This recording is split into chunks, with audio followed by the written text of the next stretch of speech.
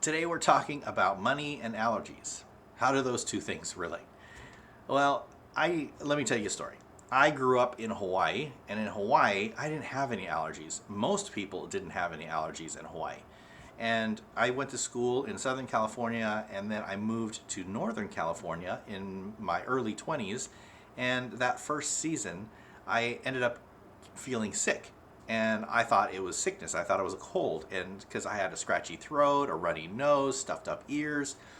And when I was describing these symptoms to my coworkers and friends, they said, "Oh no, you're not sick. It's just allergy season here. It's March and April at the time, and this is just allergy season." I said, "Well, I don't get allergies," and they said, "Well, here you do, because it's such a high concentrated allergy area because of the spring and pollen and all of that stuff that most people suffer from allergies there." And I was like, "Oh, okay, well, I guess it's not sickness." So I kind of went on my merry way and suffered through it. And it was miserable. It was pretty miserable. And that next season, like, it went away after a couple months. And that next season, it came back again. And of course, we write it off as, well, this is allergy season. And we just kind of have this is allergy season. And we suffer through this miserable multiple months of allergies. But I didn't know you could do something about it. I wasn't taught, I wasn't trained that you can do something about that. Until I started doing some research, figuring out, like, there's got to be a way to fix this. And maybe this is like your money. So if you've got what we're going to call today as money allergies, you can do something about it. And let's describe a little bit about what money allergies look like. Well, money allergy could be that you're not happy with your savings or your investing plan. Or maybe you're not doing a budget, you're not sticking to your budget, you're not spending money wisely, you make poor decisions, you don't know where your money is coming in or where your money is going out, and you're kind of just suffering through, just like I described about suffering through those allergies, not doing anything about it. You're thinking, well, this is just how it is. This is just how my money is gonna be. I'm struggling. I don't know if I make enough money. I don't know where my spending is, and I don't know how I'm saving and how I'm investing and what my future looks like, and all the things that come with, like, mismanagement of money. But you can do something about it. Just like I learned, you can do something about your allergies. You can do something about these money allergies as well. Now, I don't want to go straight down to, well, this is what you need to do as far as you need to start saving money, you need to start investing money, you need to stop spending money. Like, I can give you all the rhetoric, but you know all those things. But why aren't we doing it? And as a culture, most of us aren't doing these things because we don't have the right philosophy or the right system in place.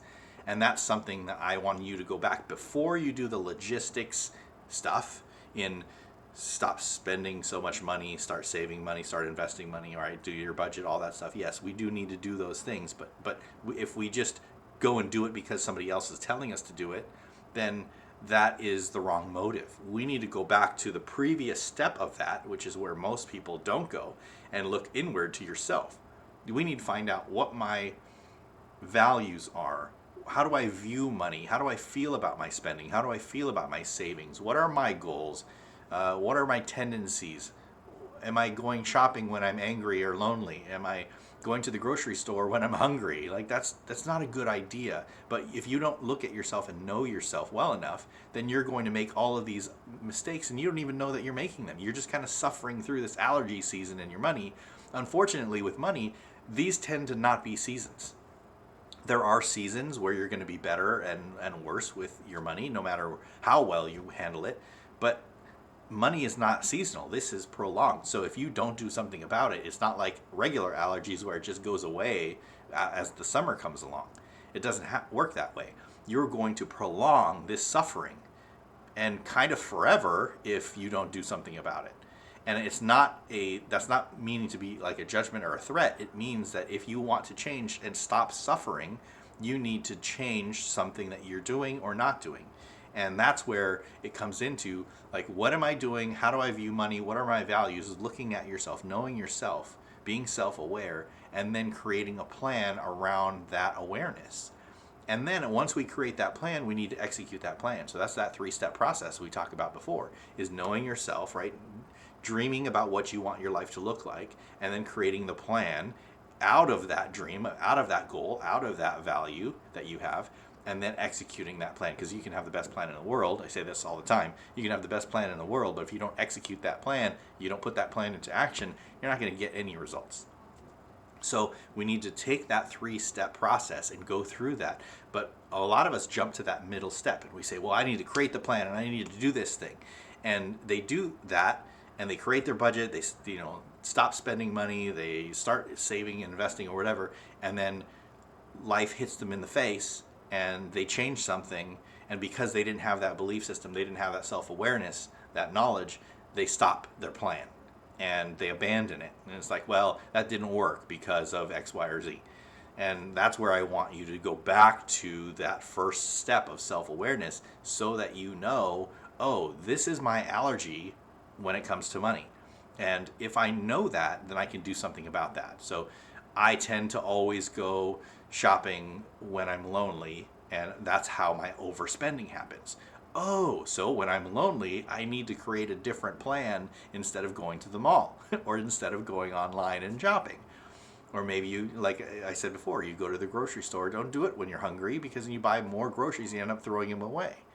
Or every Friday night, I've had a long week at work, and every Friday night I end up eating out more because of that stress.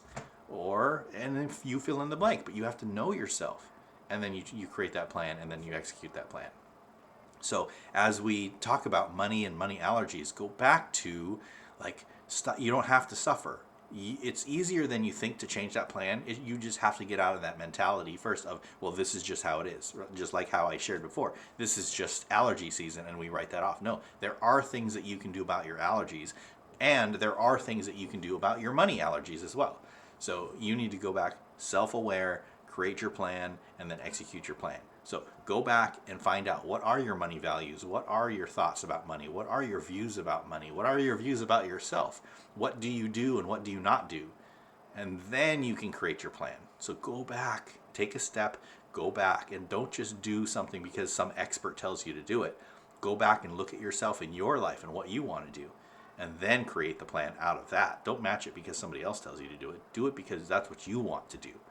All right, so that's how money and allergies are tied in today. So with your money allergies, make sure you know yourself and you can do something about that. All right, so I'll see you next time.